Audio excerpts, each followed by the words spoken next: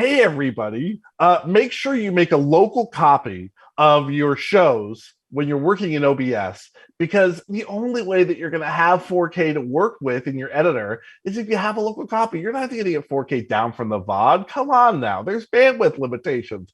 There's storage limitations. Sure, Twitch is owned by AWS, but even S3 isn't infinite. Hi, it's the Nerd Log. That, I guess, is where we're starting. Hey, that's our first moment.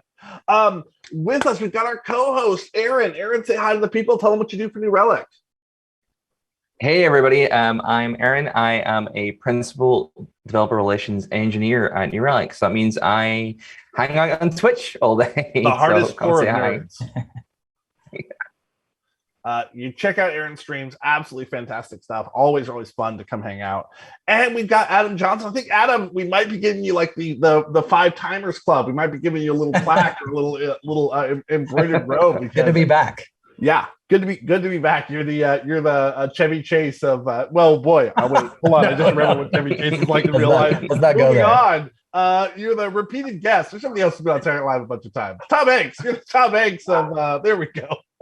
Wow, I got there. You're the Tom. Tom Hanks of Saturday Night Live. You're the Nerd Line. Come on, we always have a great time, and we're gonna talk about some fun stuff today.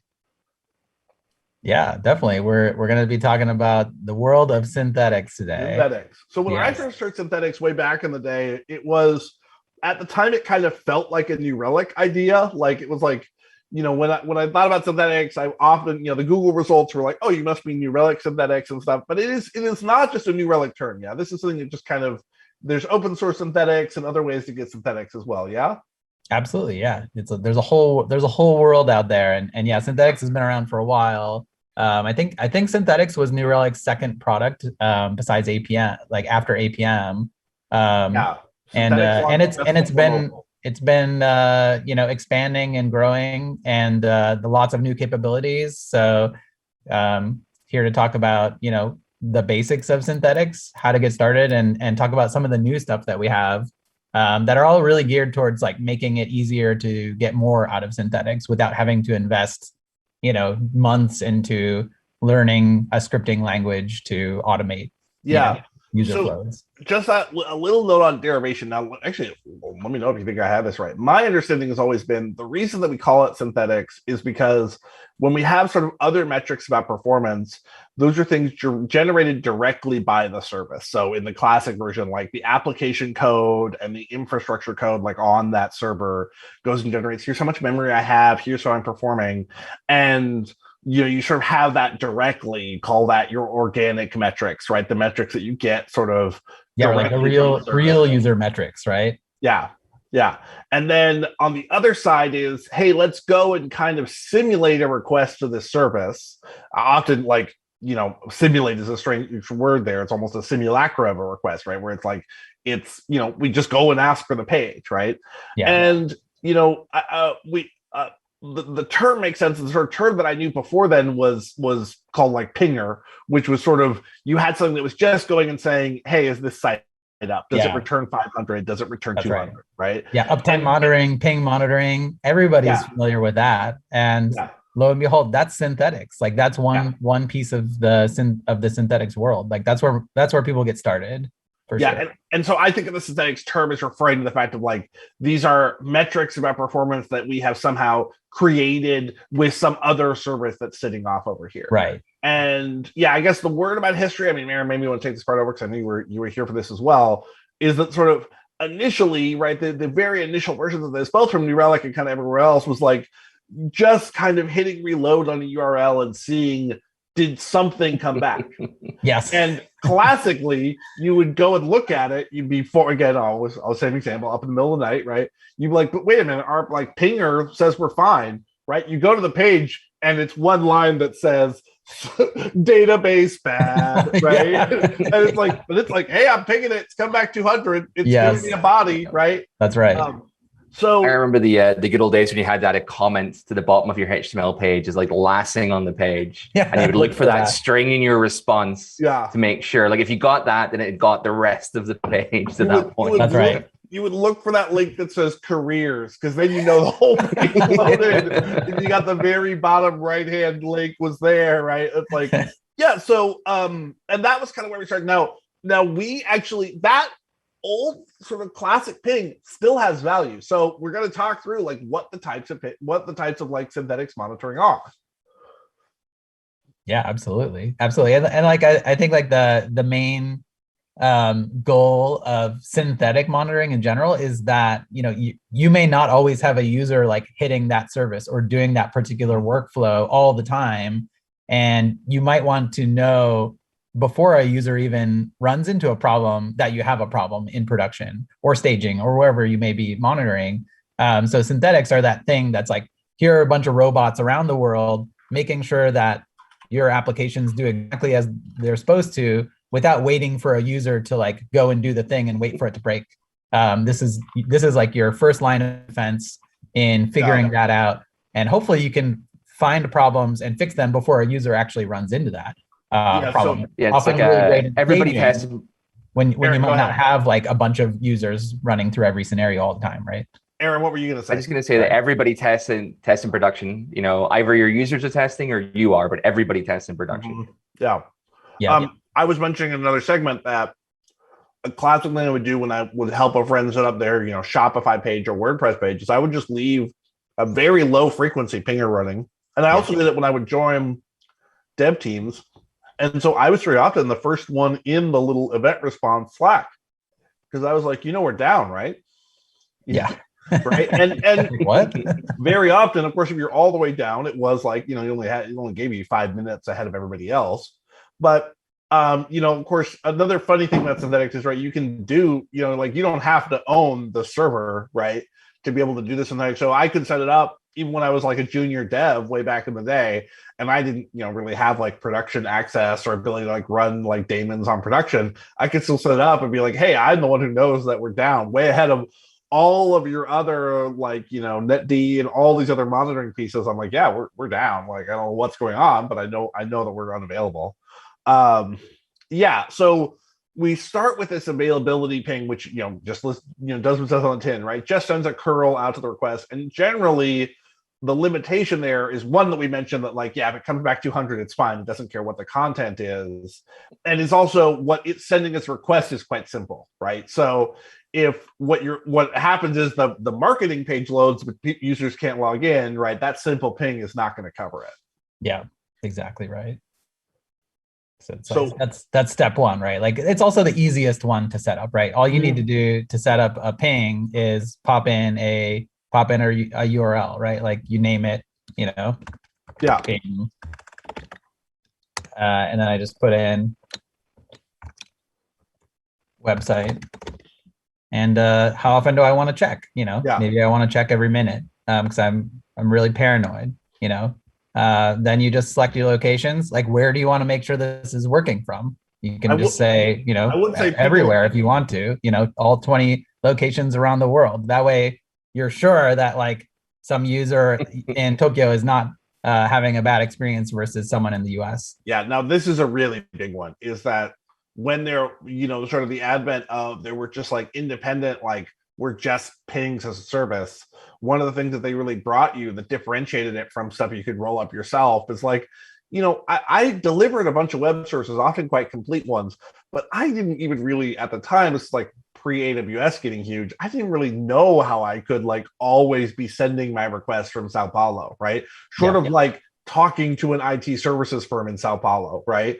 So the ability to just say, hey, I want to ping from all these locations. You know, I was working for a vacations rental company back in the day, and it was like, you know, we had tons and tons of traffic from, you know, the rentals were all in the US, right? But we had these very interesting patterns of traffic from other countries, which we didn't fully, you know, we didn't understand the market. We didn't know that that's where it was coming from. So having that international pinging is a huge, huge thing, because after you've established, hey, we're really down, and hey, the first one is always, we're down for everybody who's not on the office Wi-Fi, right? That's always the first thing, is like some kind of caching thing or something is messing with you there. The second one is we're down for everybody not in the US, right? Not hitting US East 1 or whatever it is, you know, and so that geo stuff is huge. And here you are showing it like sliced up by geo.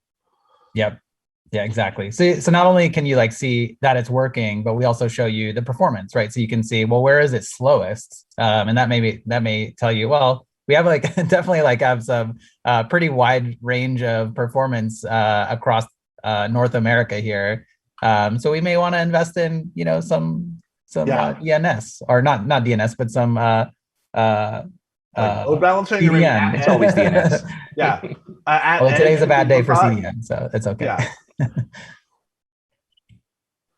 Yeah, no, you're right. I remember the days of like, if you wanted to test your application from different countries, it was like hopping onto IRC and hoping that one of your friends who lived in the US, well, I'm from the UK, so who lived in the US or lived in Australia was currently online and they weren't currently asleep, and go, hey, could you open up a browser and try going to this client's website, please, and let me know if it's working? Yeah. Like, there was no way of doing this kind of automatic monitoring for like different territories where you weren't based in.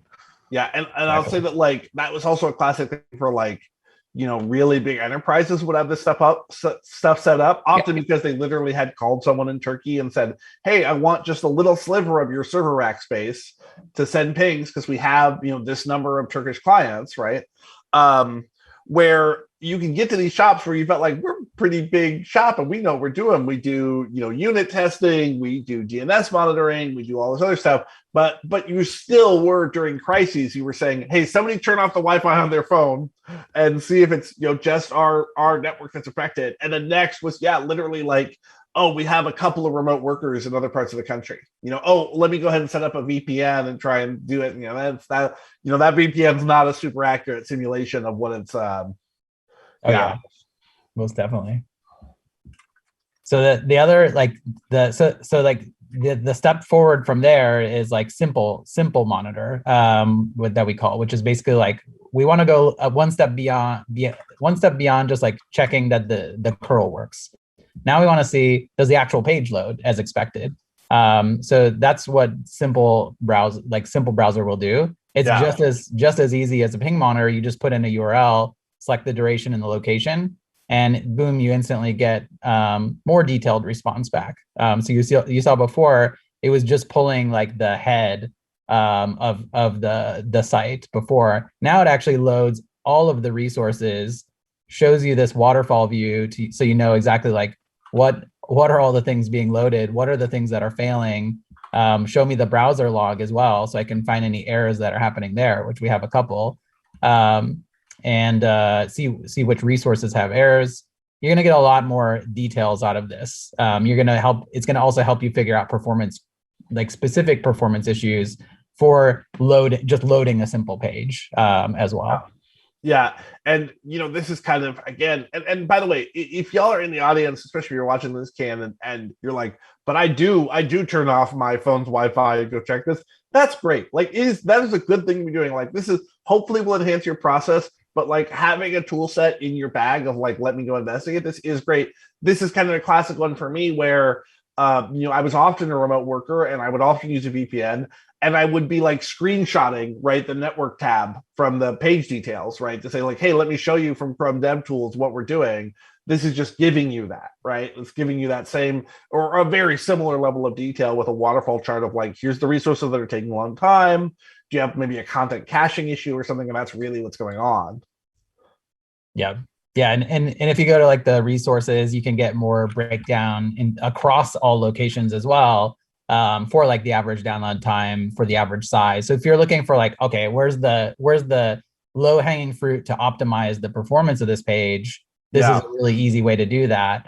And you can really understand like, is your CDN working properly? Because you can compare this across geos as well. It may not be obvious, just like loading up Chrome DevTools, you can obviously get a very similar set of data locally, but that's not going to give you the same results across the globe, continually monitored. It's not going to give it to you globally. It's not going to give it to you what was it at 4 a.m. last night, right, when this was happening or what have you. And actually, one thing I'm curious about there, does a simple monitor, can it do that like check for a string in the page, or is it just giving you what the page source is, not checking for anything? Actually, a really good question. Let's see if there's, I can't remember. There's response validation. This one is that Yeah, you can check the response validation there, right? So you can look for the careers. And when I was working way back, I know I always tell this story every stream, but I started at New Relic Tech Support, was like my first tech job, and this was what we had first implemented, and people were getting really sophisticated with it, and they absolutely were inserting like invisible text and weird components of the page to then because it was like it wasn't the bottom of the page, but it was inside some frame that was like the last thing to load, and so they would add some invisible text to be like, yes, New Relic, good, and then of course someone else would update the page and it would get a bunch of alerts that the page was broken. It's like, nope, you just took out your little almost the days of the transparent pixel that you're checking to load. Yeah, exactly. But those are like the two very, very simple ones. We recently added two additional really simple monitor types as well that kind of we felt were things that like often bite people on websites. Like one is SSL certificates expiring. Everyone's been bitten by that before, right? Like suddenly you get user reports saying, "Hey, your SSL cert is expired. I can't load your site." Nobody wants that. So this gives the guy who like paid $300 to get Microsoft.com back online. Like, I noticed your cert expired again. Exactly. So that's what this is all about. And again, it's as simple as like just putting in a host domain. So I'll put in this domain. How early do I want to get warned when it's going to expire? Let's just say I'm ultra paranoid. I'll do 100 days. And you really only need to check it once per day, right? You could check it more frequently if you wanted to, but it doesn't really make sense. Oh, I did forget this tip for those viewing from home or trying to follow this tutorial later. There are reasons why you might want to check a site that's like not yours at all. In my case, like for example, I contracted to work with some people, but I didn't really have the space to be like, hey, give me some server time or let me install a bunch of junk that I can, like, I didn't have certs to the servers anymore. So, if you set the frequency to 1 day, great, right? But don't set the frequency to 1 minute and turn on every geo. Like, yes, you'll get a bill at your New Relic, but also they're not going to appreciate that you're doing that. So, yeah. Yes, exactly. Check your time windows. Make sure they're logical. We'll reach out if we get a complaint. Of course, a very useful thing to do is to say the API checker is next. Is to say, hey, just make sure that the Stripe API is responding with a basic status message, right? Like that can be really, really useful and totally, if you talk to your partners over there, they're going to be like, yeah, sure, go ahead and keep an eye on it if that's what breaks your site, right? Yeah. Assertion error. So yeah, this is actually this SSL cert is actually expiring in less than 100 days. So might want to get that in the backlog to work on that. So this is kind of a basic thing here is that previously we've been looking at kind of an analog value of just how is the page performing. But for all of these, you can set up, hey, this is a check that is failing, right? Like iopipe.com is still up. So it's not going to say, even if it takes it, a minute and a half to load the page, it's still going to be like, yes, you're green and that the page is up, right? Yeah, exactly. But you can also set, of course, alert conditions on that load time, but there'll be other times where it just says, hey, assertion failure, right? That's right. And it comes back. Like if you check for hello world on the page and it's not there, then that monitor will just shift into red. That's right. Yeah, and then you can hook that into alerts. So if you wanted to, ping PagerDuty or even just like message in a Slack channel or something like that, you can set that up however you want. So it can work with your workflows. If you wanted just to create a Jira ticket or something, I think you could probably make that work too. So let's take a look at this API monitor because I'm actually super curious about this. Oh yeah, let's do it. So I had previously seen this stuff that was just like people would just give the URL as an API URL just because the API was like capable of giving a semi-valid HTTP response and just like looking at that. But this looks like it's like actually meant to do that. Yes. So this is a scripted API monitor. So basically this goes a step beyond the curl and allows you to just run whatever script you want on a cron job from whatever locations with whatever duration you want, and use that as a way to like assert for things that are happening or not. You can give it a credential here. Oh, that's really nice. Yes. So if you are like with APIs, you probably need to insert a token. you don't want that necessarily to show up in yeah. the code editor for everyone to see. So we have the concept of secure credentials, which basically allows you to store like a encrypted key that you can then reference in your scripts. That also has like a nice side effect of if you are using that in multiple scripts, you can update it in one central place and not have to update a bunch of scripts every time that key changes. Yeah, this is a funny thing because once we got to this point being implemented on the Relic side, when everybody was being introduced to the concept of serverless, you came to this point of like, oh yeah, we sort of did something like that, you know, and that's sort of this, right? It was that pretty much this with the environment variables and everything. It's very much a system to just run a little piece of code, you know. Yes, and I would say just, you know, again, especially for people who are kind of advanced users.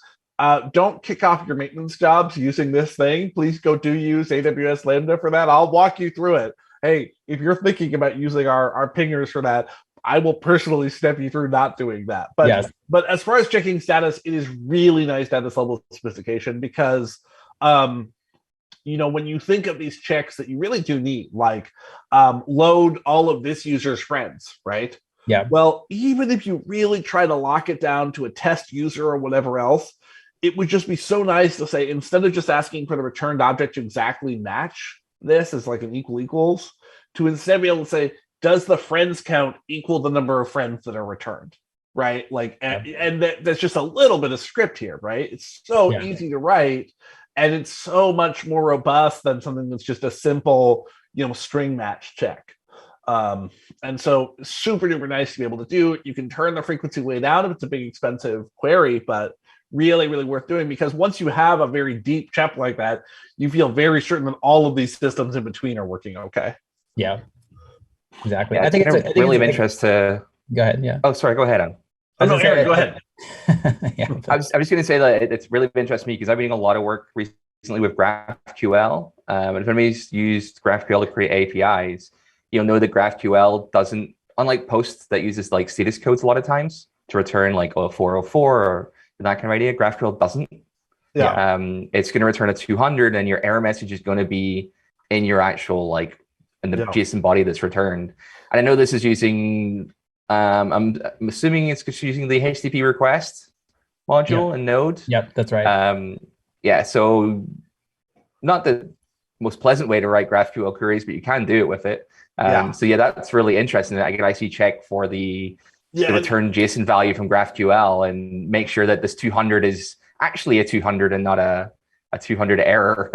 And you can at least check like the length of the reply to be like, yes, this isn't just a short little error reply of like, you know, no results or error, you know, no, and that's a classic one is even before the advent of GraphQL, you had lots of systems that returned a 200, but then the message was, oh, this went really bad, you know, 500 in the worst way, and yet they return a 200 status code. It's like, oh, that's not that useful. So being able to parse it with just a little bit of, you know, a node code is so nice.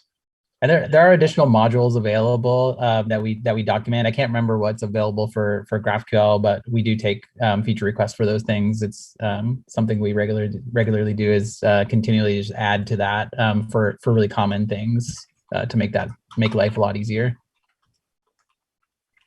Love that. Okay, so we checked APIs. We've done our super simple stuff. Now we have the page link crawler, which assumes just like, hey, these links are broken on the page. That's right. Yeah. Let's do this. It's another ultra easy one. Again, you just put in the address and the period, and then the locations again, and save it. And it's going to just load the page like we normally do, and it's going to go through and check every single link on that page. And if there's any links that are failing, we will throw an assert and give you the list of all of the broken links. So this is great for you know, people with docs sites, for example. Like I think our own docs team was using this to monitor all of our docs pages because they're full of links, right? And things change all the time. This gives a little bit of assurance that like all of the pages don't have broken links, because whenever it does, it's gonna throw an assert every time that happens. I I love that. Yeah, that's when I come back here. There's one failed right there, and we can see this page has some broken links. If we look at the script log, you'll see the actual list of all of the links that passed, as well as that failed. So that gives you a good list to go to and start digging into. Yeah, it looks like we started pulling in all of these kind of like. So, and for all these requests that we're doing and like the spidering for checking links and stuff, do we send like a particular kind of client name, like the user can identify on their side, oh, this is the new Relic bot? That's a good question. I'm actually not sure what the user agent is for this. I know the answer to that.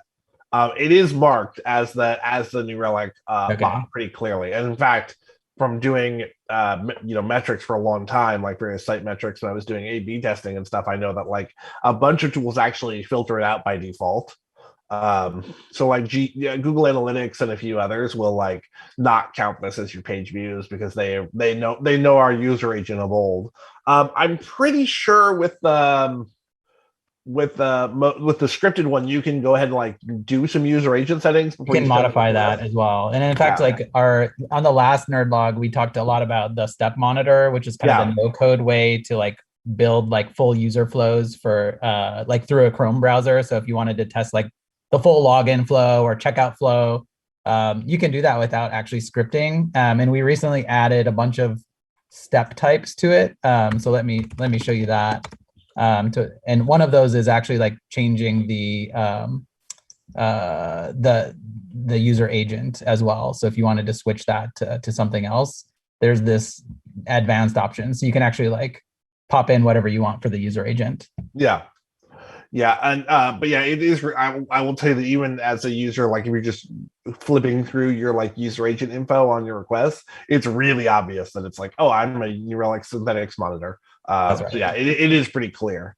But yeah, you can control it as needed. That's really nice on the step version. So yeah, I mean, this gets us to something I think of course important if you want to get started. I think if you want to get started, do start with like a simple URL pinger or like something that's maybe just checking for a string in the page, and start looking what those results are. Run that for a few days to see like, hey, does your site go down at midnight every night, and like get that information established before you start trying to implement really advanced synthetics monitoring, just because you don't want to kind of chase your tail for too long. You want to at least get a sense of like, yes, normally the site is quite stable.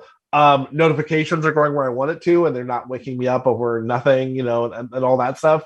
And then start moving, either into scripting your monitor or the step monitor, because of course a critical thing for both of them is that it can do user authentication, which is the thing I mentioned earlier. It's like, great that the front page is loading and the sign-in button is there, but the login box, always comes back with an error. That's going to be something you really want to figure out pretty quick.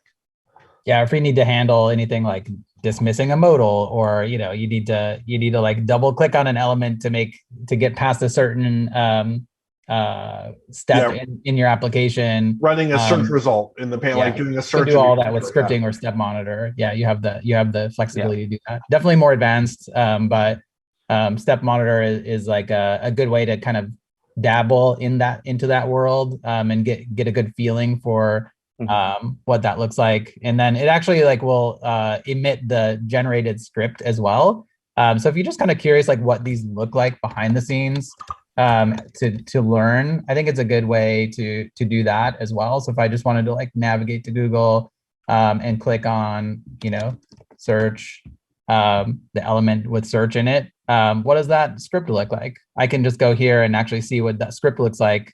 And you could like go, it's obviously there's a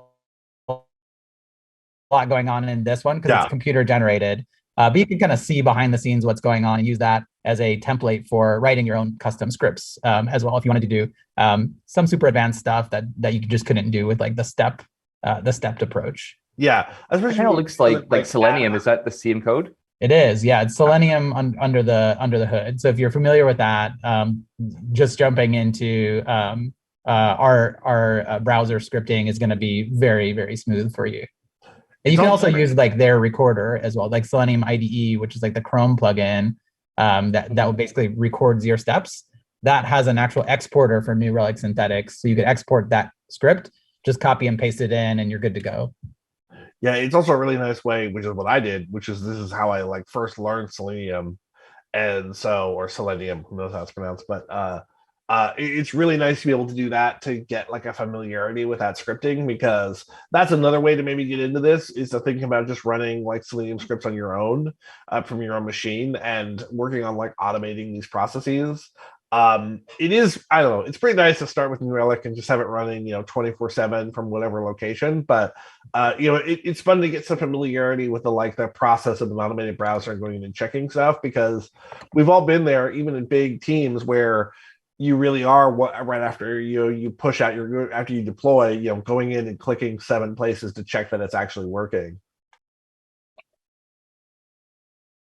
Exactly. I guess as well, like you can have them on different frequencies too. So you could have your basic check being the one that's running like you're paying, every minute. It's not going to be overly taxing on your site. Yeah. And any of your more involved kind of pathways, or if you are going to do something with an API that's going to be a little bit database heavy, then those are the ones you can then run on a less frequent kind of schedule, just so you're not causing too much server load. So it's definitely a place for like kind of all of the synthetics kind of running side by side as well. It's not like, okay, just start off with basic ping and then work your way up to you're only using these really advanced ones. They all kind of have their place in it. Yeah, it really is true that you want a little spread, and especially for like, is the marketing site up? Usually you don't really need to check that every HTML component is loading, right? Like it's a blob of HTML, it's fine, right? So you say, hey, is this URL up? And then over here is like, if someone logs into the biggest account in our system and does a search of all users on their system and tries to update one of them, what happens? That's often a much slower performing thing and not something you need to be absolutely hammering your site with every single minute, right? But just something to give you an idea, and especially like an hourly cadence is great, because then you get some coverage when everyone is asleep. Then you're when you're waking up in the morning, if you have problems overnight, you'll know about it instead of having to have salespeople notice it at 10 a.m. when they start their demos, which is really, really nice to have. Absolutely. But while we were talking here, I quickly Googled New Relic synthetics quick starts, and that pulled up this really nice library of script templates, which are user submitted. It actually is in a GitHub repo. We accept contributions, and basically there's a collection of things here. So if you want to do more advanced types of monitoring, like let's say you want to test that a file downloads and see how long it takes to download that file, there's a script for that. And you can see exactly how that works. You just take this, copy it, and paste it in as you're creating a new script, and modify it to do exactly as you wanted. So this is a really good place to go to get some ideas for just things that you could do, like SFTP, DNS. There's all kinds of interesting things you could do with this scripting, and this is just a collection of templates to give you little helpers and ideas on what you could be doing with those. Yeah, I really like that. This is a very mature community, so it's really easy to get that information really quickly. So this is one of the many features where you will also very likely find an answer on the Stack Overflow and elsewhere. So that part is really nice. So, the nerd log, I love that we do our nerd log segments where we actually cover like here this basic knowledge about how to use this feature and how to get a little more leveled up in your monitoring game. Did we have like new features like this week that we wanted to highlight or mention? As if somebody's like, oh yes, they love synthetics but have they use it all the time, but have unaccountably watched 34 minutes of the segment waiting for the news. Yeah. So for those of you out there, you've probably already noticed like SSL certificate expiration and page link crawler are brand new things that we've launched just to make your life easier. You could have previously probably created scripts that do this, but this just makes it really super easy out of the box to work. So it's really you just pop in the URL or the host and you're ready to go. And then on the stepped monitor, we added a bunch of those new types in there as well. So if you're already using it, you might have noticed that the number of steps on the left here has increased significantly. So we do things like select from a dropdown, double click an element, dismiss a modal. Before we only had limited things like assert text or assert element. Now you can assert the title. And all of these have like inbuilt docs as well to give you an idea of like what does this mean? How do you use it? Basically, all you need to do is add this to your current steps, and you can start filling in the details. Each of these has its own options. So we're expanding those capabilities so that we can cover more and more complex use cases with no code. I really, really like that. And yeah, I mean, for myself, I would never write my own SSL checker, not because I don't know much about SSL and I don't know anything, viewer, but also because I wouldn't want to do date math. I wouldn't want to do date math. Yeah. I know I would mess it up. I know it would be like, you still have 2 weeks. Like, nope, that's not how epoch seconds works or something. Yes. But yeah, I love that. Do you have anything else you wanted to show? We've had such a nice, meaty show for today. Yeah. The other thing is like one of the things that's been highly requested is those new monitor types, including step monitor, broken link checker, and SSL checker available in private locations. So private locations basically it's all maybe another episode, but if you want to run those checks behind a firewall, and we give you the ability to do that. So with private locations, you basically can deploy a Kubernetes on Kubernetes our runners, and we will like initiate those through the firewall, but the actual script is running inside your data center. So those new monitor types are coming like imminently, like in a matter of days. So that'll show up as a new capability, and we'll have an updated UI for private locations as well. So that's coming very, very soon, probably by the time this shows up on YouTube. Yeah. Okay. Yeah. Fantastic. So private location. So that's, if you're running your enterprise system, this is going to be something you're thinking about is controlling where and when you test from. And yeah, it's funny. I actually remember right when this came out, the synthetics first came out. It's like, oh, I want to ping from like inside my own data center, right? Yeah. With like a frequent request. Exactly. Yeah, that's it. Okay, other stuff. Aaron, you got your SoundCloud album coming out. Do drop your Twitch link in the chat, Aaron, so we can make sure people follow you over there. Aaron does a great feed, so check it out. There we go. It is in chat. Yeah, I just like add this is part of like our free tiers as well, and as well, like you mentioned, AWS Activate. My former startup was in AWS Activate, was hugely beneficial to our startup because we're able to leverage tons of AWS services for free for quite a while. And having New Relic as part of that would have been amazing for us. Like we didn't have that as a cash strap startup. So we were really kind of flying blind a lot of the time. So being able to have access to like all of these tools for a startup to me is like such a big thing. And you'll get synthetics as part of that as well. If you're doing a pet project and you're just a solo developer, you can also get access to synthetic checks. So if you don't have one, sign up for an account and you can just hop into synthetics and start creating some monitors and getting some monitoring in place. Yeah, if you're doing some like daily checks, of a couple of sites, it's absolutely, completely trivial to do with a free tier. Even hourly checks, I think, can get you great data. So, but if you're getting serious, if you have thousands or tens of thousands of users, like do check out AWS Activate. I recommend it to everybody. All public cloud providers have really great support for startups, actually. So it can be a huge lifesaver, and our partnership with AWS Activate is really nice.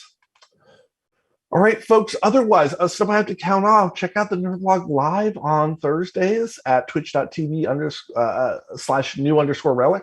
Oh boy, one more time. Twitch.tv /new_relic. That one sounded okay.